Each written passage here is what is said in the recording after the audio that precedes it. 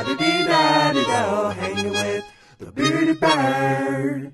Welcome to Bearded Bird. My name is Louis Bird and I am the founder and creative director of Melly Blue Branding. I started this series to help my fellow entrepreneurs and creators with three main things: business, branding, and multimedia tips and tutorials.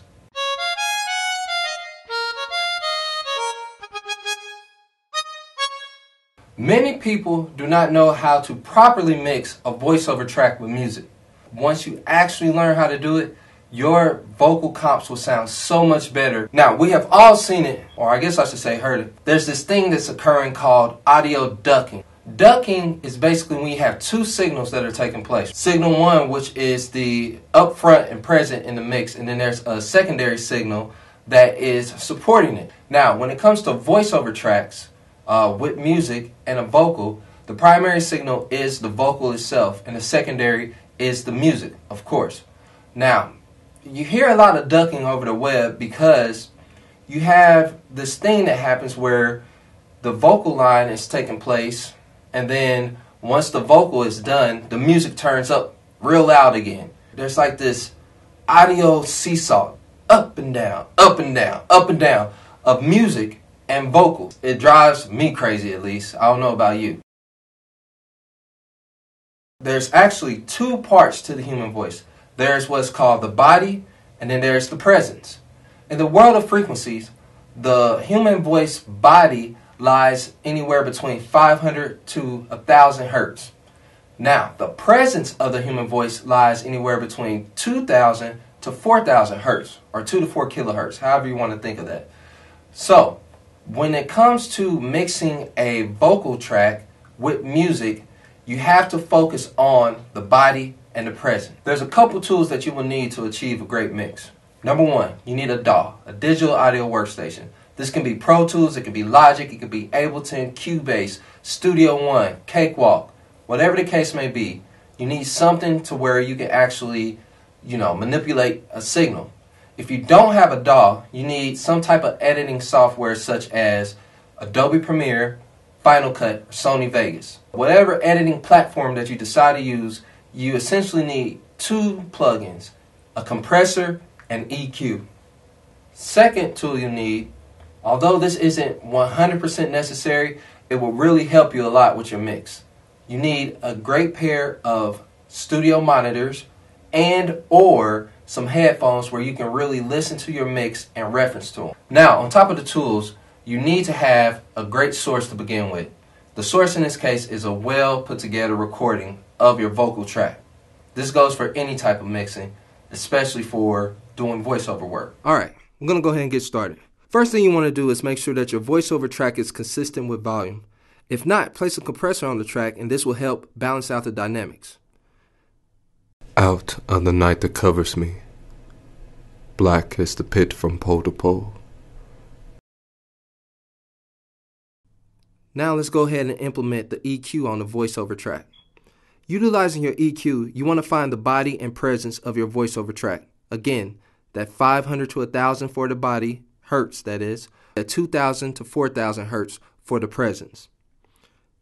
Now I'm going to go ahead and boost the gain starting at around 500 hertz or so, and I'm going to tighten up the bandwidth, which is defined as Q. Once you tighten up the Q, you want to do a frequency sweep across the range of 500 to 1,000, and you're listening for any type of sound that can be defined as body, something that sounds girthful or is very present and prominent. Out of the night that covers me, black is the pit from pole to pole. I thank whatever gods may be for my unconquerable soul. In the fell clutch of circumstance I have not winced, nor cried aloud. Under the bludgeonings of chance my head is bloodied, but unbowed. Once you find that sound, take note of it. You will do the same thing for the presence ranges, again 2,000 to 4,000 hertz. Beyond this place of wrath and tears, loom but the horror of the shades. And yet the menace of the years finds and shall find me unafraid. It matters not how straight the gate, how charged with punishment the scrolls. I am the master of my fate. I am the captain of my soul. Once you have both the cue settings that you're looking for, take notes of those cue settings and go ahead and turn off the EQ plugin from the voiceover track. Now, I wouldn't delete it as of yet because you may have to come back and make adjustments. Once you actually figure it out and fine-tune your frequency ranges, then you can delete it. Next, let's go down to the music track and insert an EQ plugin on it. Copy the cue frequency ranges from the voiceover track EQ plugin onto this new EQ plugin on the music track.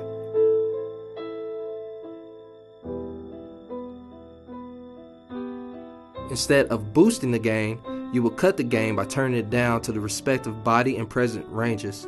A good cut is roughly -4 to about -8 dB. Now, this is the cool part. By cutting the vocals, body, and present frequency ranges from the music, you're actually carving out space to where the vocal line will sit perfectly inside of the music, kind of like a sandwich or something like that. Or maybe not a sandwich. Out on the night that covers me, black as the pit from pole to pole, I thank whatever gods may be for my unconquerable soul. In the fell clutch of circumstance, I have not winced nor cried aloud. Under the blood. But basically, you're connecting the two together.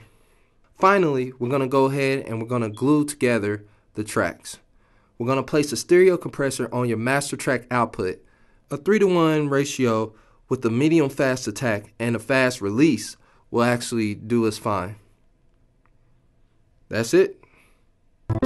I thank whatever gods may be for my unconquerable soul. In the fell clutch of circumstance, I have not winced nor cried aloud.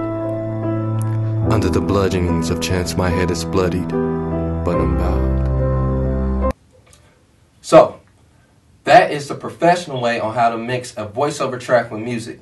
Now, this is not the end-all, be-all on how to actually do this process. There's tons of millions of different ways to do it, much like everything else when it comes to mixing.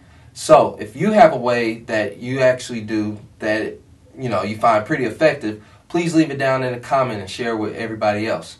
Also, if you have any questions, leave them down in a comment. Next week, we're going to have a great discussion about what is it that every mix engineer needs in order to make a great mix for an artist. Now, I'll give you a hint. We're not talking about a bunch of gear, compressors, limiters, and microphones and all that fancy stuff. That's a different discussion. This is a lot cooler and a lot more deeper than that. So, as always, like it, share it, please subscribe. See you all next week. Bearded Bird out. Wa-da-dee-dee-dee-dee, wa-da-dee-da-dee-da, hanging with the bearded bird.